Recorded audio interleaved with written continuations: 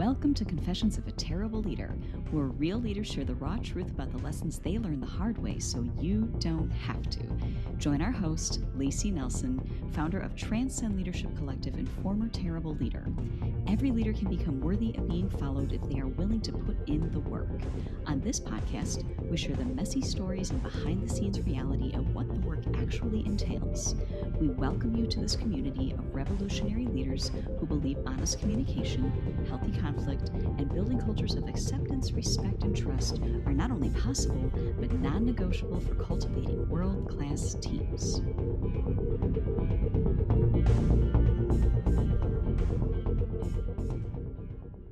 I am so excited, listeners, to welcome Meredith Root of Tactic Functional Nutrition to the program today.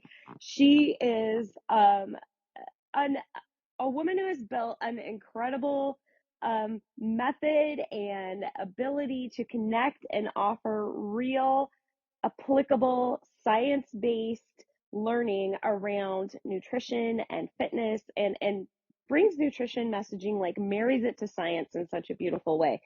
And why I invited her on, and we're so happy you're officially our first guest, Meredith, so thank you. Amazing.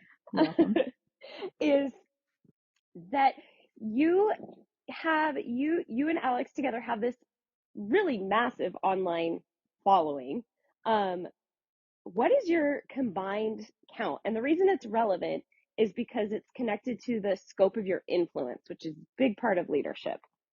Right. Yeah. I think combined would be around, if you count Tactic and then both of our personal accounts, we're sitting around 280,000. Yeah, that's like a city. That's a large city. So would you mind, first of all, adding anything in that I left out in your introduction, and also just giving us a little snippet of your history, like the 2-sentence, 3-sentence version, sped up version of get from where you started in your career, in your growth of career development to where you are now. Because I know you didn't start in this line of work. No, yeah. I started in engineering. That's my background. So I actually worked in biotech and biopharmaceutical development for about 6.5 years, and then took some time off to kind of dabble in professional, quote unquote, professional CrossFit. And then, honestly, Tactic was kind of born out of necessity because I was coaching nutrition on the side, and I had met Alex during that time and decided to move to Calgary, Alberta, which is in Canada. I'm from the US, and kind of found out the hard way there was no real industry for me to work in, with my specific type of engineering background. So I was already doing this thing on the side. I really liked it. We had a mentor at the time who's our fitness coach, Michael Fitzgerald, who basically was like, well, everybody already knows who you are. I had been to the games. Alex had been to the games. We were coaching in the space. He's like, you should just start your own business. Yeah. And that's kind of where Tactic came from. It was it wasn't even like a burn the boats situation. The boats had already been burnt. It was my only real option for employment in Canada. I wasn't a permanent resident at the time. I was still on a work visa. So that's kind of where Tactic came from. And then obviously like a love for fitness and nutrition and creating messaging, things like that. But that's the birth story. Oh my gosh, it's a great story. It's funny how our lives take us directions like we never saw coming, and then here we are. So what, like just brass tacks of Tactic Functional Nutrition, how large is your company right now? Meaning like number of employees, how many people are you guys coaching roughly? Yep. We have 11 employees as coaches who work for us. We just brought a couple of new ones on, and our client base has been steadily growing. I'd say as a company, we have right now around 500 individual, like one-on-one clients. Wow. Across all of our coaches, and some of those people have been with us for a long time, so they aren't receiving necessarily like the full service. But about, I would say 450 to 500 people that we work with. We also write plans. We keep track of when people sign up, there's an intake form that they fill out, and we keep track of that. And we've never changed it. So we have a total tally, and we're right around 2,800 total intake forms filled out. So that's just the number of people who have come through our system as either clients or plans or Right. people that we've helped. So Mm. we've helped a lot of people. Yeah, you have. And when Yeah. did you start? Like over how much time? Yeah. So we founded Tactic in 2018, around September 17th, 2018. And, Okay. we started, I like to kind of think of it as like when you're carving something on a marble, it was just this slab of marble. Mm-hmm. And when we started Tactic, we had the vision, we just thought we were going to be an athletic performance nutrition company because we were athletes. That was kind of the area that we were working in. And then the more that we worked with people, the more we realized we really enjoyed working with, like kind of normal people more so than, Yeah. elite athletes because you can really athletes, they're great. We're athletes. It does make a big difference for athletic performance and we still work with a Mm-hmm. lot of athletes. Mm-hmm. But you can really change someone's life. You can really like take someone who's been kind of stuck in the diet industry, nutrition industry for decades and get them out of that. And Mm. that was just something that we really enjoyed doing. And so that kind of Yeah. became our focus and our like if you scroll all the way back to like our first post on Tactic, you'd have to scroll way back. You can see that shift start to occur. Like you see definitely athletic performance messaging and then you start to see like, okay, we're just going to speak to the masses because, not Yeah. only do people really need to hear this, but also like from a business standpoint, you're not fighting for that, like the 1% of people who identify as athletes. Like that's such a small, population of people. And I'm like, also from a business standpoint, why do I want to do that when there's, Right. 90% of people out there would not identify as performance athletes, and that doesn't mean that they don't have expendable income and don't need help with their nutrition. So that Oh, was a yeah. Absolutely. yeah. Absolutely. What, so is this the first time you've ever owned a business? It is, yes. Okay. Technically owned a business when I was in North Carolina, just, when I was doing some coaching, like in a Okay. gym there, but that was just a way to pay myself. Gotcha. Gotcha. Yeah. So, and is this the first time then I'm making the leap? This is the first time you've had a team of employees reporting to you. It is. Yeah. When I was working as an engineer, I had like an intern one time, but Okay. yeah, as far as having a large team, yes, this is the first time. All right. How has the learning curve been for you so far Um, Yeah, when it it's comes? tough. Yeah. Working with people, especially we hire, we take a lot of care in who we hire. We hire a few of the people we know, like we have a relationship with, and so we work really hard to kind of level the playing field.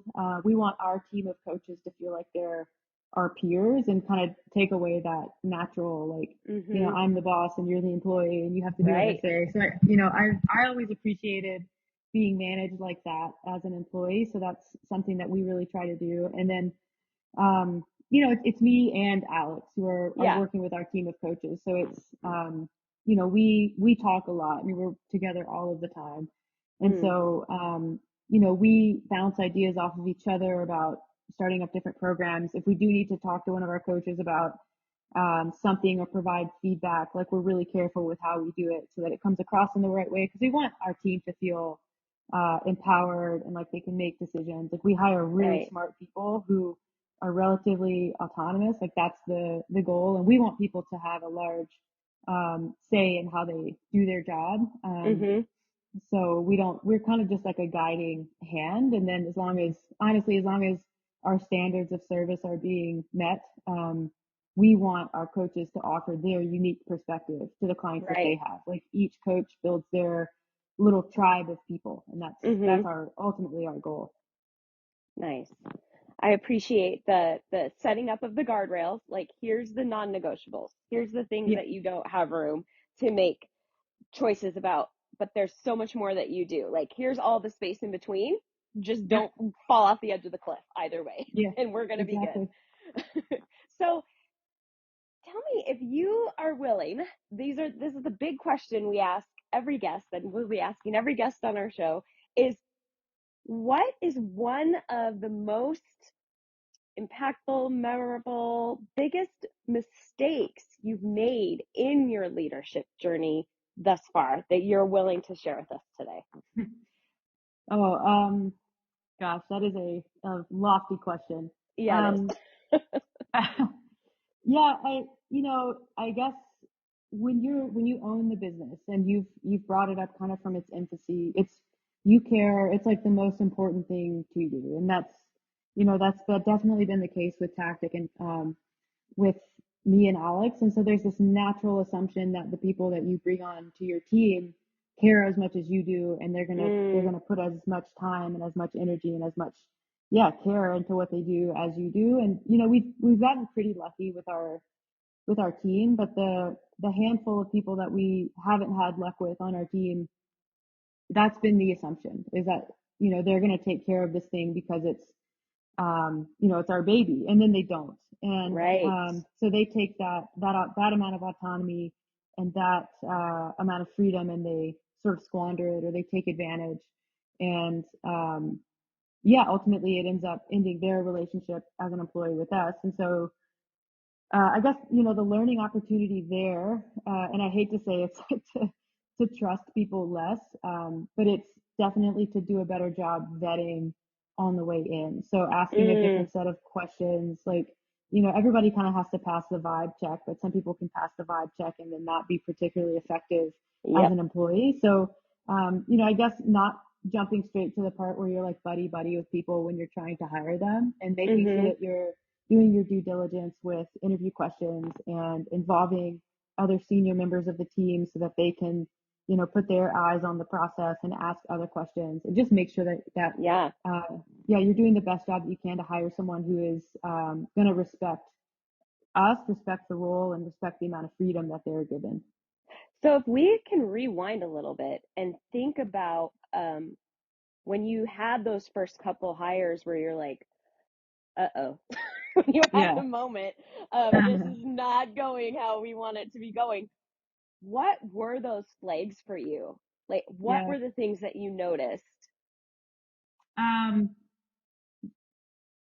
That's also a really good question. I guess during it's hard to think back about like during the hiring process if we would have caught it, because we just didn't ask the right questions. But Yeah. during that time there was an era of avoidance with us, with communication. You could always tell that there was some calculation going on in response, that there was someone who was trying to manipulate the narrative and only show you what they wanted to show you, and just really kind of control the situation. But ultimately, like, you're working with our clients, and if you're struggling to retain our clients and they're providing feedback to us, like, it's hard to hide that. Yeah. So I guess avoidance, lack of professionalism, lack of communication, and basically in both cases a lack of resiliency for constructive criticism, like any amount of criticism to how they were operating in any capacity just sort of caused a meltdown. So those were, I guess that was kind of the red flags. And it's really kind of brought us to a point where, it's a hire slow, fire fast methodology, just to minimize not only the impact to our business and to the people who put their trust in us, but also, like, it's emotional having like letting an employee go is the hardest part of this job. It's awful.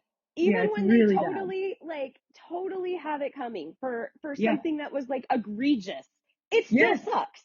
It's horrible. Look, like the first person that we fired, I put a heart rate monitor on and I measured my heart rate while I had the conversation, and just sitting on the couch, my heart rate got like 125. It was insane. What is your resting, like 52, 55? Like low 50s. Yeah. It's nuts. I really hated that.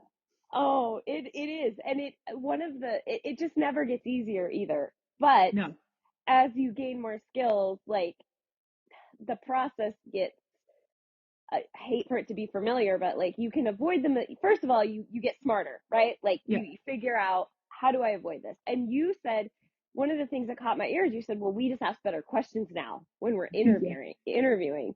So how did it impact how you interview? What have you changed up? So we ask more pointed questions about their availability, their communication style. We do some of the interview in writing. So we're a written-based company. So we're communicating with clients in writing. Some people are really good on the phone and then really bad at writing. And that was kind of one of the issues. So now we do a hybrid where, we communicate via text or email for part of the process, just to see, and this is not something that the person getting interviews even like perceives. But it's just, I want to see how responsive they are. I want to see how they communicate. Does it come across as curt? Is it warm? Do they use punctuation? Like all of these things that are really important to us, that can rub someone the wrong way. We get to see that up front. And then making our expectations on availability just abundantly clear and what we expect from them. And just asking the question of like, can you meet this expectation? Like, you know, a lot of people who work for coaching companies think that, oh, it's really flexible. I can do it from wherever. You know, I can work out or I can do other things. And that's all true. Like it is a very flexible job. But we expect that the people who work for us are very available because we're having conversations as teams. We need to be able to get in touch with you for onboarding or client issues. And so when there's a huge lag in communication, that's problematic. So we vet that a little bit easier, or sooner. And then, some of the specific client issues or things that we've seen come up, we just ask the question, like, you know, how would you respond in this specific situation, which is exactly a situation that caused an issue with one of our previous coaches. So we take exactly what the problem was, and that's now an interview question. Great. Behavior-based interview questions are money. They are so good, where they unpack a scenario for you. How would you problem solve for this? Walk me through your approach to that. Yeah, exactly. Wonderful. Yeah, I mean, when I was working as an engineer, I was a part of a lot of interview teams. And one of the interview questions that we'd always ask is, we would present a situational problem, and basically say, you're in this situation, something doesn't go right, what do you do? And the answer that would immediately disqualify you for hire is, well, I would go immediately to my manager and ask for their guidance. Like, hey, you're done. And that's kind of the same thing that we ask that in a different way. Like, we want people who can problem solve and, you know, try to work through a situation. And then if it isn't sufficient or they don't like the outcome, then you bring it to us and say, I tried this, this, and this, but it's not working, or I don't feel good about it. Or can you just confirm that this is the right way to go about it, instead of just like immediately running to mommy and daddy and being like, I don't know what to do. Like, that's you know, we already have a lot on our plate, and I don't want to have to be like managing every single conversation that a coach is having with their clients. Absolutely. So here's a different like question around, you guys are prolific on your Instagram. Like, it's incredible. I am a follower, appreciator, and have been for a while, and is how I actually was exposed to you. You're the face, you and Alex are the faces of your company. And but you have this whole coaching team behind you. How do you manage the client expectation of like, oh, I want to work with them, but they might not get you. In fact, they're probably not going to. And go ahead, sorry. I was just going to say, it's just another aspect of leadership internally versus externally to the public. Like, how do you manage that expectation? Yeah, this was a big thing for us for a long time. Prior to 2020, 2021, kind of when Instagram made its pivot towards video content, which we kind of pivoted right with it. We were working really hard to try to get our coaches to, be faces on our page and to write posts and be more involved and visible, because we were seeing like, this could potentially be a problem. And then there's some hesitancy. I think that everyone deals with a base level of imposter syndrome on the internet.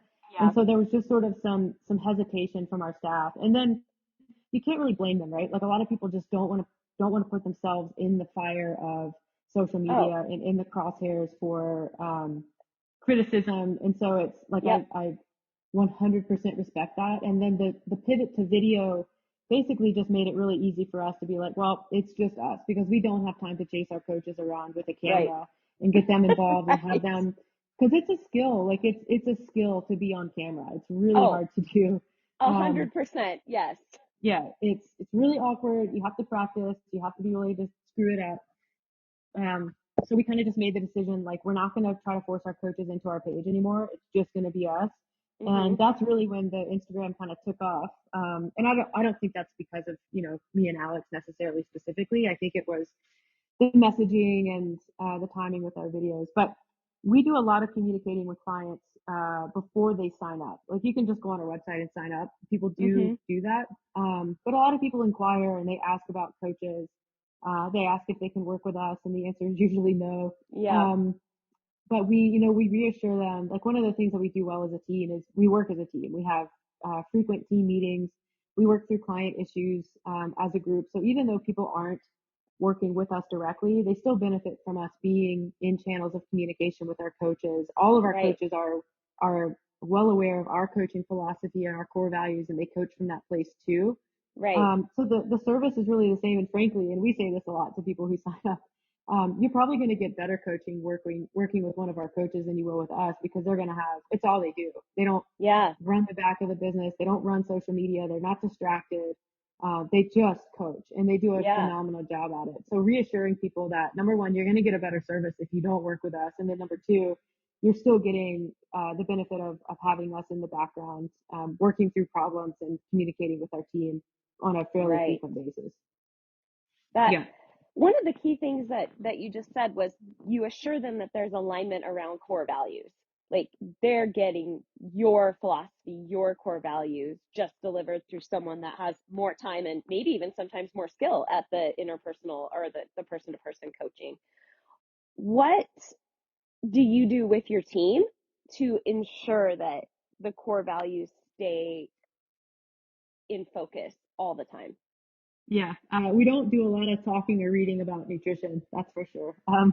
The basics of nutrition are really well known. Everyone on our staff has either an undergrad degree or master's or even PhD in advanced science or nutrition, or a certification. So like, we don't Mm-hmm. need to do a lot of talking about the science of nutrition. Everyone gets that. Mm-hmm. So we do a lot more talking on psychological concepts. We talk about different ways to talk to people. Motivational interviewing is something that we're all really, really familiar with. Mm-hmm. Different theories for behavior, self-determination theory is one we're all very familiar with. We do a coaches book club where we read things like Lisa Leahy, immunity to change. We're listening to podcasts that talk about these concepts. Our focus from a coaching standpoint is less on nutrition and more on psychology, behavior change, barriers to change, and core values based um, coaching. So that's like, we work through that as a team. We all kind of digest the same information. If someone listens to a great podcast, they share it with the group. Everyone listens to it. We talk about the podcast in a meeting. So we're kind of just making sure that we're all on the same page with what we're exposing ourselves to, and the Yeah. areas in which we're trying to learn. And that's kind of the main way. And we're really, like, as a team, like I say it all the time. We actually just recorded a podcast about our hiring process, but we're like just really, really proud of the team that we have now, and Yeah. how just in like sort of lockstep everyone is with the mission. It's really incredible to see. Oh, I love that you spend so much energy, time, and focus making sure that you have alignment of external influences. Like, Yeah. that's what I'm here. Like, I hear core values is so important, and that we're all reading the same things, talking about the same things, hearing and not that you're all robots or that you're all like, you all have your own thoughts and your own perspectives you bring to it, but Yeah. great that you can have like a shared language and a shared understanding around it. That is wonderful. Yeah. So given that you just were talking about interviewing at the beginning, you just recorded a podcast about interviewing. How has your experience with the hiring process, where you saw that it made mistakes, you adjusted your questions, how is that experience shaped the way that you lead today? It has definitely made communication across the board. Like, we're a little bit less ambiguous. We're very clear and explicit with expectations up front. Like, I think when you're new to leadership and you're working with a lot of your peers, you kind of soften your messaging. Like, you don't want to step on toes. You want to make sure everybody feels good. And we certainly still do that. But what makes people feel the worst, no matter how soft you're delivering the messages, is if you're not clear with expectations, and that leads people in the wrong direction, or it causes misses. And you look back and you think, like, yeah, I could have made that more clear. In hindsight, I don't think anyone would have been offended by me coming on and saying, look, like, this is what we expect. This was a miss on your end. It's okay. Yep. It happens. Just kind of like not letting things become a thing because you're Yes. trying to protect feelings, because ultimately, you just let something snowball and then it is just gonna like, wreck your house. Like it becomes an issue no matter what. So it's better to address it when it's a small issue and, not something that has been going on for 6 weeks and, everyone knows it as soon as you have the conversation. Like that's Right. so awkward. So yeah, I guess just being more upfront with everyone on our team. I love it. So definitely hearing clarity is kindness. It is kind Yes. to be clear. It is unkind to have muddied expectations, and deal with it right away. Don't wait. Don't wait for it to become a thing. Don't wait for it to become weird. Just have that conversation. Even if it's a little bit uncomfortable now, it's going to be way more uncomfortable in 6 weeks. Yeah, exactly. Nice. Good.